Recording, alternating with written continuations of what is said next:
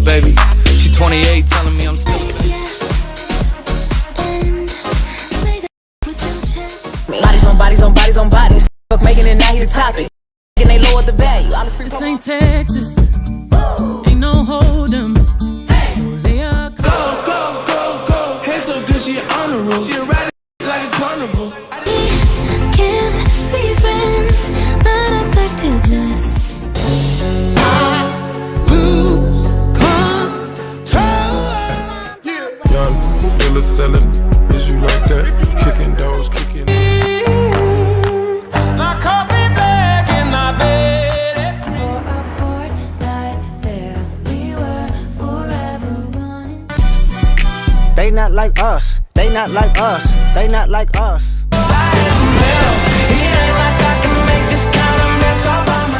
Please, please, please, don't prove I'm right. Someone pour me up a double shot of whiskey. They know me and Jay, they don't stay. I just wanna love somebody. Squabble up. Squabble up. Squabble up. Squabble up. Squabble up. Before we begin, if you want to see music bios or more good videos like this, hit the subscribe button. Also, I've started a Patreon account. On here you get more copyrighted material and they'll be uploaded 48 hours prior to YouTube. If you want to support or visit, link is in the description. And without further ado, on to our feature presentation.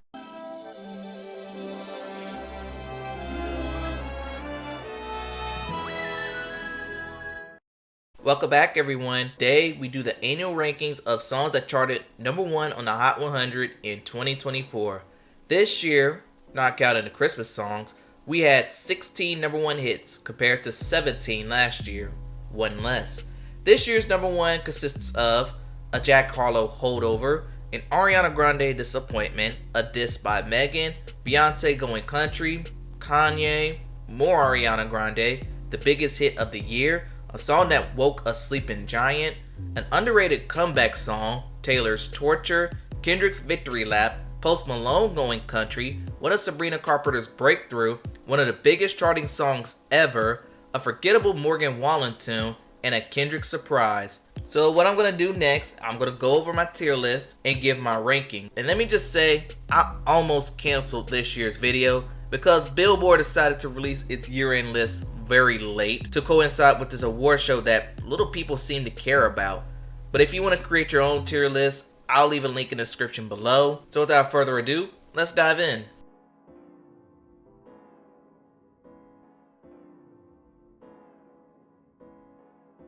Starting off with the Jack Harlow holdover, and I've tried to give this song a proper chance, but again, it never got there for me. Nothing changed, it's still going in the bad tier, just like last year.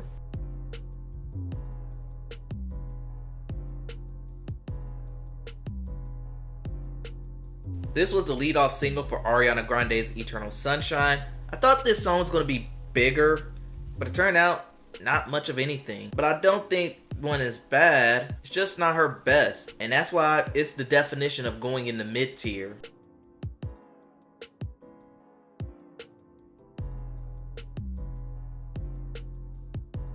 And here we have the song that started off the trend of diss tracks. This song made my best songs of 2024 despite its lack of staying power on the Hot 100, but I was glad Megan got the #1 when she did. So with that, it's going in the good tier, and it would have been an excellent tier if it would have lasted longer on the charts.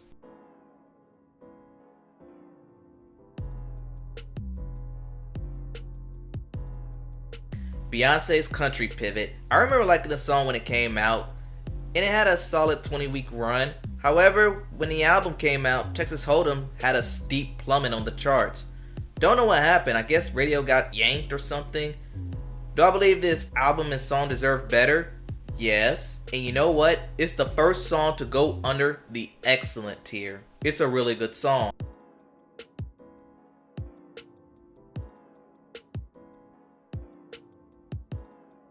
Not talking about this one, y'all know where it's going.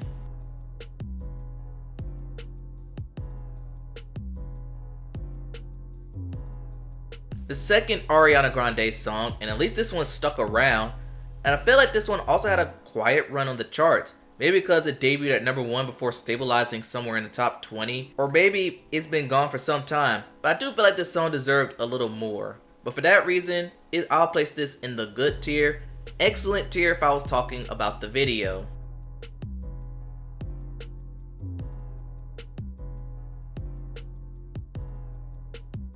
As long as this song lasted in the top 10, people forget that this song went to number 1. I remember when he tried to go in for a save when Carnival was threatening the top spot, but he was unable to get it. But he still got to number 1 anyway. And I was always lukewarm on the song, and I'm now even more lukewarm because of its longevity. Again, it's not a bad song, I'm just kind of tired of it. It's mid-tier despite its longevity.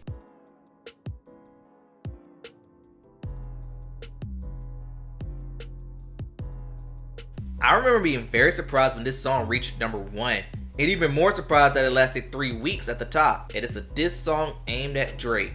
The problem with this song is Future not putting forth the same passion and effort like Kendrick did. Thus, it robbed of the excellent tier. But I could settle with the good.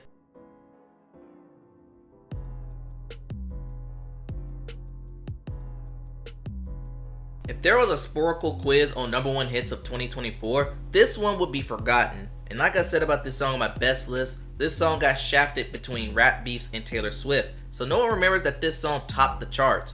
But like I said earlier, this song was on my best list for a reason, so excellent tier. I don't make up the rules.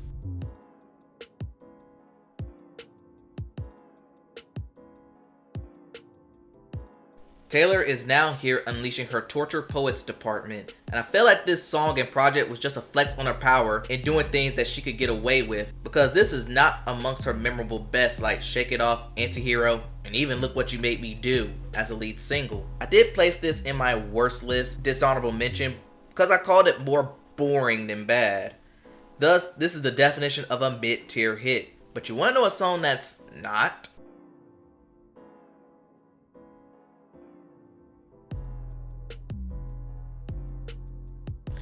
Now here's a song that was a moment. Now this video prevents me talking about the quality of the song itself, but its chart run was surprisingly great as well. I don't think this needs much explanation. Excellent tier, not even close.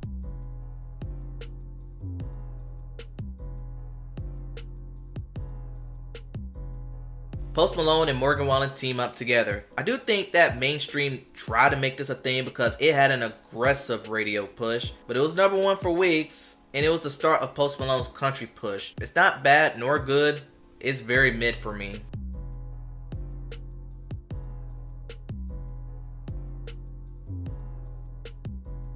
Sabrina's first number 1 hit, and it's not even her biggest single yet.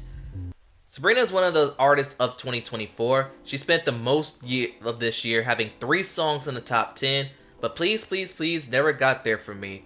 But I do understand some of its appeal. But as is, it falls under the mid tier. Even if it's a better written song than Espresso, I'll give it that much.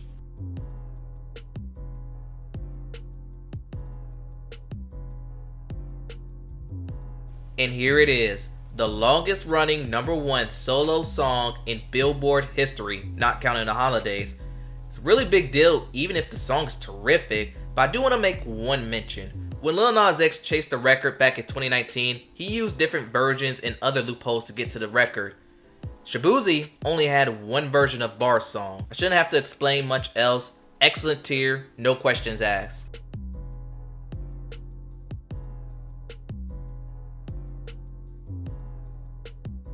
I know this song came out about a month ago, but do anyone remember this song? The song itself is boring, but not as bad as his previous works has been. It's the definition of a mid-tier song.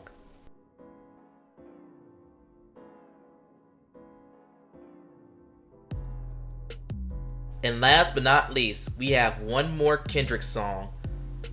One of the many reasons why this song went to number 1, because it had the YouTube video, and with this, Kendrick became the first rapper to debut 3 songs at number 1 in a single year. Not even Drake can do that. But we all know Kendrick teased this song during his historic Not Like Us video. The song itself is good, but does it have enough legs to survive the holiday aftermath is to be determined. Good tier nonetheless. And with that being said, that's the tier list. Tell me what y'all think in the comments below. What was your favorite chart topper of 2024? Don't forget to like, comment, and subscribe to the channel. Thanks for watching, and I'll see you next time.